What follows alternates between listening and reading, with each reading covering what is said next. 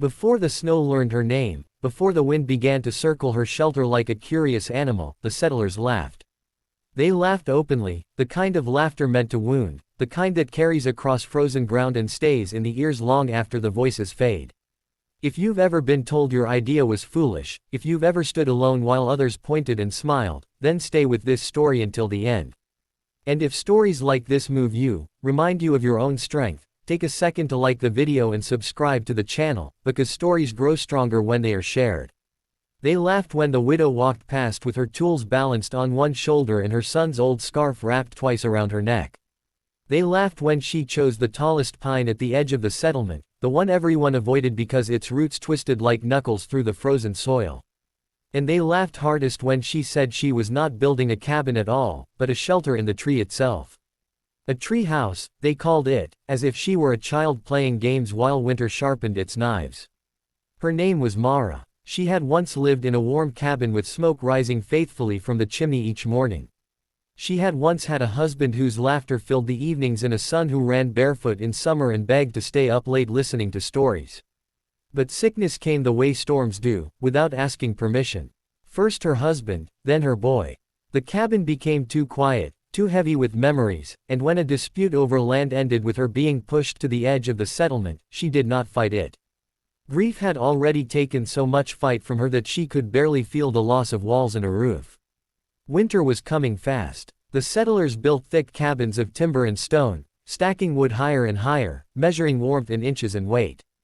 They told Mara she would freeze. Some said it kindly, others with a shrug that meant they would not miss her. She listened, nodded, and kept working. Because grief had taught her something important. When you have already lost everything, fear no longer gets to make decisions for you. She chose the pine because it was alive. Its needles whispered even in still air, and its trunk held warmth longer than dead wood ever could. She had learned this once, long ago, when her son built small shelters for animals and noticed which ones stayed warm overnight. She built slowly, not because she was weak, but because she was careful. She used curved branches to shape the walls, weaving them together so the wind would slide around instead of pushing straight through.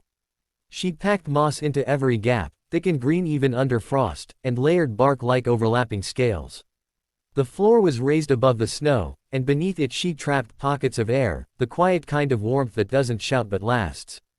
The settlers watched from a distance, shaking their heads. One man said she was wasting strength she didn't have. Another said she was building a coffin in the sky. Children whispered that she was strange, that grief had made her mind bend in the wrong direction. Still, Mara climbed and hammered and tied knots with fingers that burned and went numb and burned again. The first night the temperature dropped sharply, the laughter faded. Smoke rose from the settlers' chimneys, but the wind stole much of their heat, rattling shutters and slipping through cracks no matter how carefully they were sealed. In the pine, Mara sat wrapped in blankets, listening to the tree creak and settle. The wind passed around her shelter instead of through it. Her breath did not fog as quickly. She slept longer than she had in months. By the third night, the cold turned cruel. Water froze solid inside cabins. A child cried from the ache in his fingers. The settlers burned more wood, then more, until some began to worry about running out before winter truly began. That was the night someone noticed that no smoke rose from Mara's shelter, and yet she did not come down shivering or blue-lipped. She came down in the morning calm and steady, carrying a pot of water that had not frozen. Curiosity replaced mockery, though pride made it slow and awkward. One man climbed halfway up the pine and pressed his palm against the wall. He pulled it back quickly, eyes wide. It was warm, not just a little warmer, but shockingly so. Someone measured it, because settlers trusted numbers more than stories.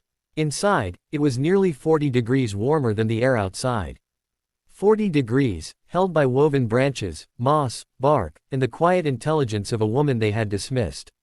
They asked her how. Not all at once, not loudly, but in small groups, as if afraid the question itself might expose their earlier cruelty. Mara showed them without bitterness. She explained how living wood stores heat, how air trapped in layers insulates better than solid mass, how wind can be guided instead of fought. She did not say, "You laughed." She did not say, "You were wrong." She simply shared what she knew, because knowledge grows when it's given away. Winter deepened. Some settlers copied her methods, adding woven walls and moss insulation to their cabins. Others swallowed their pride and asked for help directly. Mara helped them all. At night, she sat in her shelter and spoke softly to the memories she carried, telling her husband and son that she had survived another day, that she was warmer now, in more ways than one. By the time spring arrived, the pine still stood strong, its needles bright. The laughter had not returned. In its place was something quieter and better, respect. The settlers no longer spoke of Mara as the widow who built a foolish tree house. They spoke of her as the woman who taught them a different way to survive, a way rooted in patience, observation, and courage. And if you listen closely to this story, there is a lesson meant for you too. Sometimes the ideas that save us are the ones others laugh at first. Sometimes warmth doesn't come from thicker walls, but from smarter ones. And sometimes, when the world pushes you to the edge, you don't freeze there, you find a new way to rise. If this story stayed with you, if it warmed something inside you the way Mara's shelter held back the cold, then like the video and subscribe to the channel. More stories are waiting, and the next one might be the one you need most.